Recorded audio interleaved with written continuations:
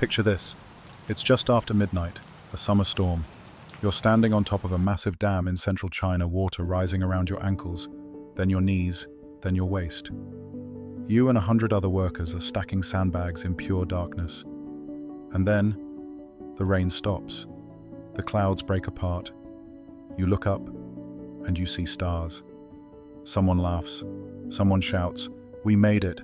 The flood is going down." 30 seconds later, 240,000 people are dead. This is the deadliest dam disaster in human history. It killed more people than Chernobyl, Bhopal, and the Titanic combined. The Discovery Channel ranks it the #1 technological catastrophe of all time. So why have you never heard of it? Because the Chinese government spent 30 years making sure you wouldn't. I'm going to tell you the story they buried. Our story begins in central China, Henan Province, the Ru River. This is China's rice basket flat farmland that has fed empires for 3,000 years. But in 1949 and 1950, the Huai River system flooded catastrophically. Entire villages were swept away. So the new communist government, just months into power, made a promise: we will tame these rivers. In April 1951, they broke ground on the Banqiao Dam.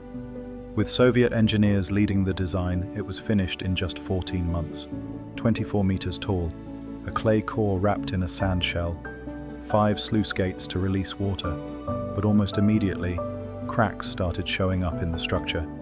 So from 1955 to 1956, they reinforced it, poured more concrete, raised it nearly 10 feet, and when they were done, party officials gave it a new name. They called it the Iron Dam, a name meant to say this thing cannot break. That belief is going to kill a lot of people. Now, to understand what happens next, you need to understand the politics. In 1958, Chairman Mao Zedong launched the Great Leap Forward, a desperate breakneck campaign to industrialize China overnight. And one of his slogans for the water projects was, "The more water you store, the more revolutionary you are." Read that again. The more water you store, the more revolutionary you are. Engineering had become a loyalty test. In just 2 years, more than 100 dams went up in the Zhemardian region alone. Quality didn't matter. Speed did. Showing up Mao's quotas did. And while these dams were being thrown together, 2 of Mao's other campaigns were quietly destroying the landscape. The backyard furnaces movement had peasants chopping down forests to fuel home-built steel kilns. The Learn from Dazhai program turned mountain slopes into terraced farms, stripping away the trees that absorbed rainfall. So picture this. The dams are rushed, the forests are gone, the drainage channels are neglected, and nobody is allowed to say a word about it. But there was one engineer who said something. His name was Chen Xing, one of China's leading hydrologists, a man who had been designing dams since the early 1950s. Chen looked at what was happening in Henan, and he was horrified. When he was assigned to design a reservoir at Suya Lake, his calculations showed it needed 12 sluice gates to safely release floodwater. 12. The Communist Party officials reviewed his plans and called them, quote, too conservative. They cut the gates from 12 down to 5. Chen pushed back, loudly. He warned them, if you build hundreds of dams without proper drainage, and even one of them fails, there is nowhere for the water to go. You will not be saving China from floods. You will be building a chain reaction waiting to happen. So how did the Communist Party respond to one of their top engineers raising concerns? They labeled him a right-wing opportunist. A dangerous accusation in Mao's China, the kind of label that ended careers, sometimes ended lives. Chen was stripped of his position, exiled to the city of Xinyang, erased from the project. His warnings were worth hundreds of thousands of lives. But in Mao's China, telling the truth was a counter-revolutionary act. Now jump forward to the summer of 1975. On July 29th, a tropical depression spins up in the Philippine Sea. 3 days later, it has a name, Typhoon Nina. It slams into Taiwan, kills 25 people, and continues westward. On August 3rd, Nina makes landfall on mainland China. Forecasters track it on their radar and breathe a sigh of relief. Typhoons always weaken once they hit land. Nina will dissipate in a day or two. Standard procedure. They were catastrophically wrong, because what nobody saw coming was this. As Nina crossed inland, it ran headfirst into a cold front sitting over Henan province. The two systems collided, and Nina stopped moving.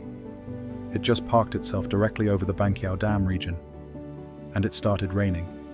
The numbers from this storm are almost impossible to believe.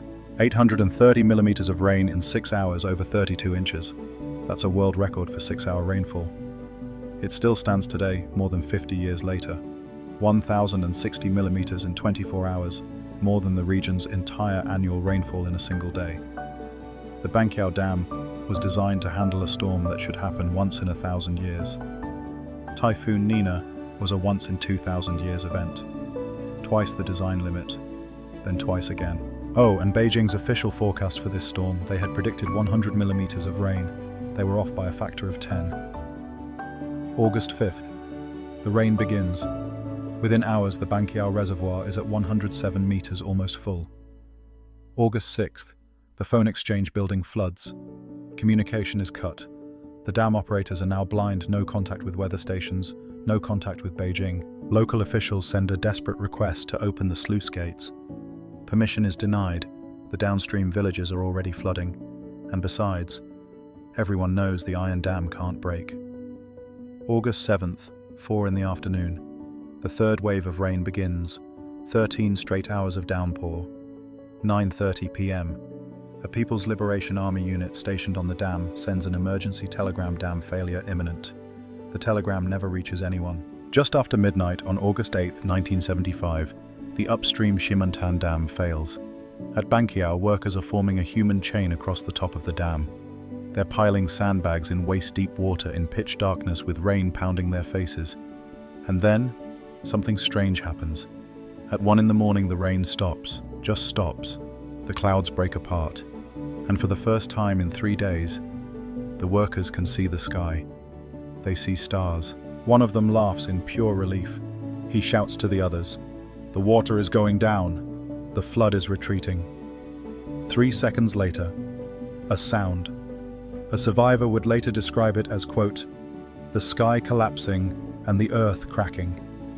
And from somewhere on top of that dam, an old man's hoarse voice screams a single phrase from Chinese folklore: "The river dragon has come."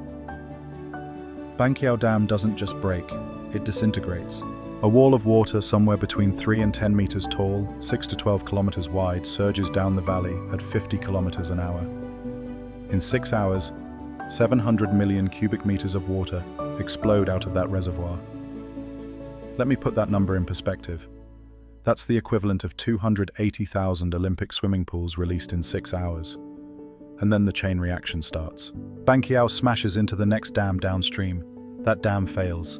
The water hits the next, and the next, and the next. By dawn, 62 dams have collapsed in a single chain reaction. The first community in the path of the wave is the Dao Wensheng commune, population 9,600. The water hits them at midnight in their sleep. Not one person survives. The entire village is wiped from the map.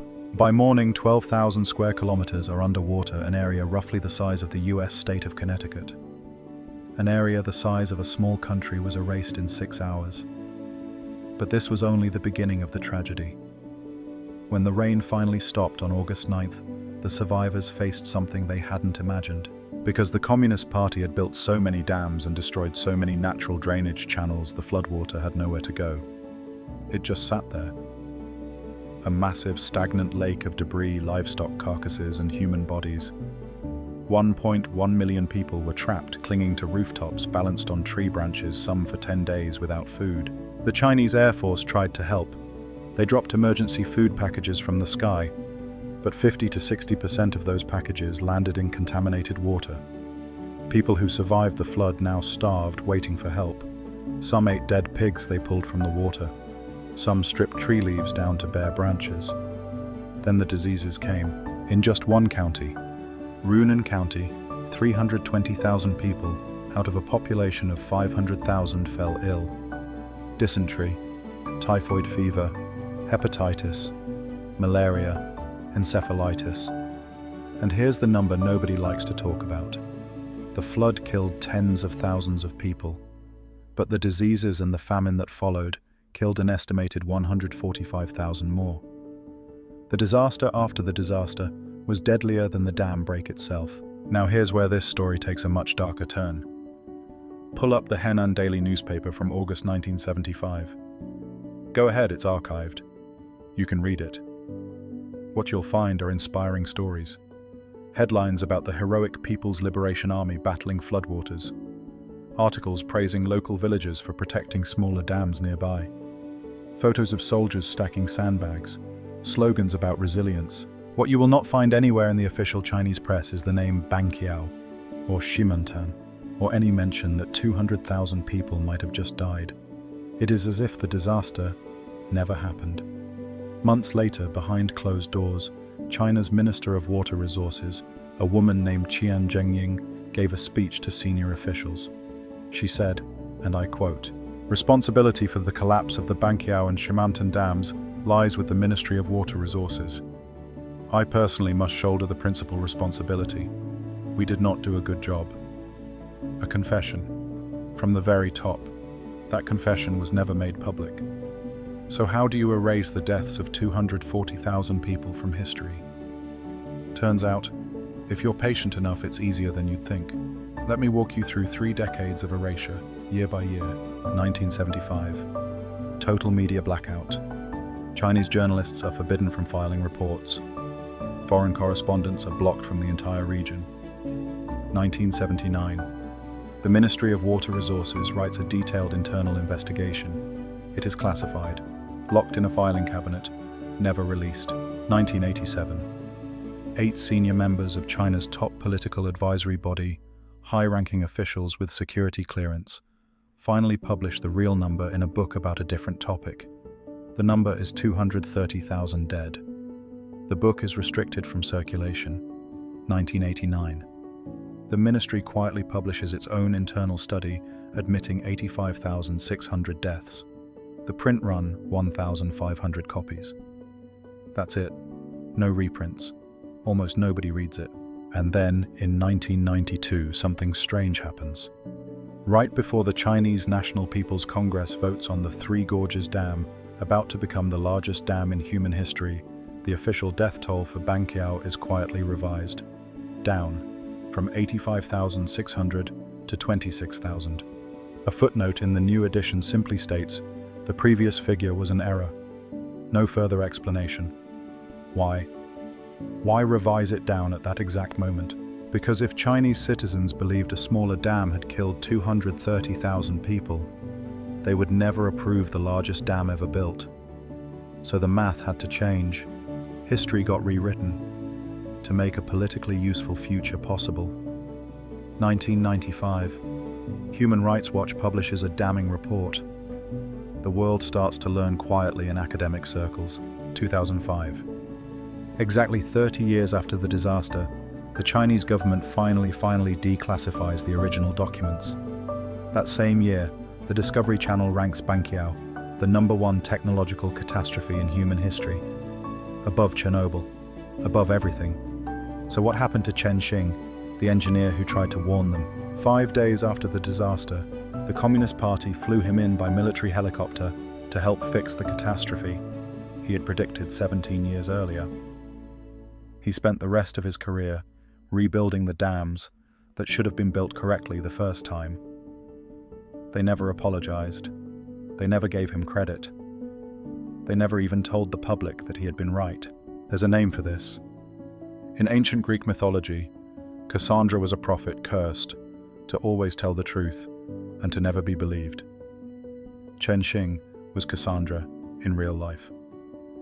Today, 51 years after the disaster, most Chinese citizens outside of Henan province have no idea what happened. When you visit the rebuilt Banqiao Dam today, there's a small memorial stone. The inscription reads simply, "The flood swallowed thousands of lives." Thousands, not hundreds of thousands. Just thousands. No specific number, no names, no mention of Chen Xing, no mention of the engineers who looked the other way. No accountability, just thousands. And that's what makes this story matter. Because if a government can erase 230,000 deaths from history over 30 years through nothing more than newspaper silence and edited footnotes, what other graveyards exist that we don't know about yet? Let me leave you with one last image. It's August 12th, 1975, 5 days after the flood. A military helicopter takes off from Beijing carrying senior Communist Party officials, including a vice premier. They're flying south to inspect the disaster zone. Sitting in the helicopter, looking down at the destruction, is a man who had warned about this exact catastrophe 17 years earlier. A man who was called a right-wing opportunist for his trouble. A man whose career and reputation had been destroyed for telling the truth. Chen Xing didn't say, "I told you so." He just got to work. 230,000 people. They had names, they had families, they had a Tuesday morning routine and favorite foods and people they loved. And the only public memorial in the place they died calls them vaguely thousands. So before you click away, I want to ask you one question. Just one. What disaster's happening right now in our own time will we only learn the truth about 30 years from today? If this story moved you, hit like. Share it with someone who's never heard the name Banqiao. Subscribe because there are more stories like this one. Lost histories, erased graveyards, truths that nobody wants you to find. Thank you for staying until the end. The dead deserve to be remembered.